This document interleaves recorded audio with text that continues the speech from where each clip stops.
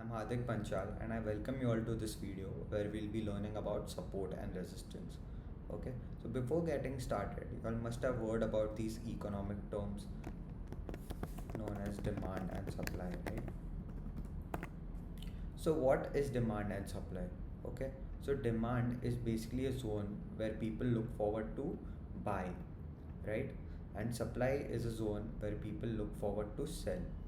Okay, so in trading terms, support and resistance acts just like demand and supply. Okay, so support is a zone where people look forward to buy, and resistance is a zone where people look forward to sell. So let's take an easy example of this. Say these are two levels. Okay, this is a level of 10 and this is the level of 20. So say this is a stock, for example, right? So every time this stock is coming to the rate of 10 rupees, you know, it's bouncing back from that specific thing. At the same time, whenever we are heading upside, you know, we are not able to break the levels of 20, so it's acting as a resistance for us. So over here, these levels from where we are bouncing back is known as a support for us.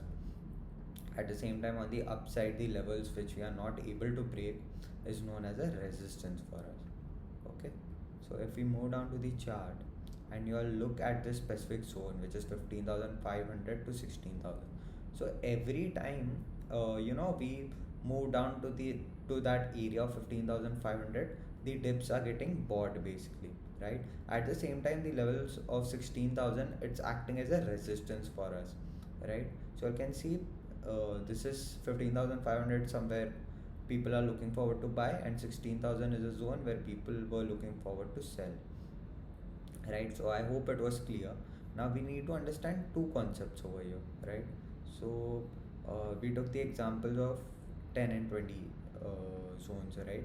So what happens here is जो हमारा support and resistance रहता है, it's not at a specific number, it's a zone basically. Okay, so we can even take support at 9, 9.5, 10 or 11.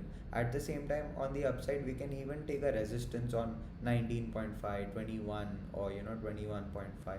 So it's a zone basically, right? And the second thing we need to understand here is the concept of round numbers, right? So round numbers like 100, 300, 1000, 500. Okay, so these levels act are basically psychological levels in the market, right? So these will always act as a good support and resistance for uh, basically in trading, right? So moving down to the next concept, which is breakouts and breakdowns. Okay, so what are breakouts and breakdowns, right? So whenever a support or a resistance zone gets tested multiple times, it means that it's getting weak, right? So whenever a specific resistance zone, say it's at 10, and we break that out and we reach the levels of say 13, so it's known as a breakout whenever your resistance zone gets taken out on the upside. At the same time, breakdowns are basically, say this is a level of 5, and we take this down. All right, when it breaks on the downside and we reach the levels of 3, for example, so this is known as a breakdown when a specific support zone gets taken down on the downside, right? So we need to understand that when a zone is getting tested multiple times, it gets weak basically. All right, now we need to understand this concept is so this is 10 and this is 15. So say we got a breakout over here of the levels of 15, right? So this was a resistance for us before. Now the same 15 levels will act as a support for us, right?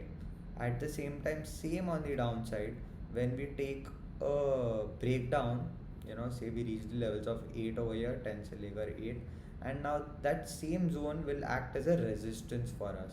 Okay, so what is happening here is whenever a resistance zone is getting taken out on the upside, the same zone will act as your support. At the same time, whenever a support zone gets taken down on the downside, it will act as your resistance. Okay, so let's take an example of this.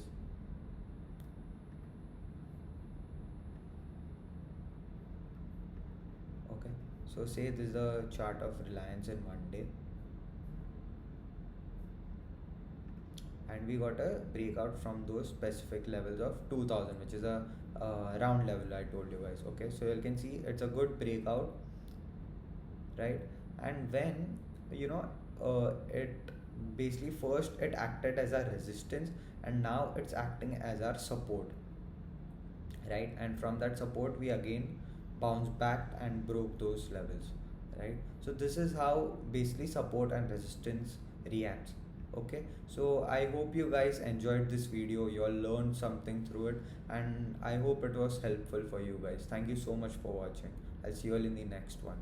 Peace.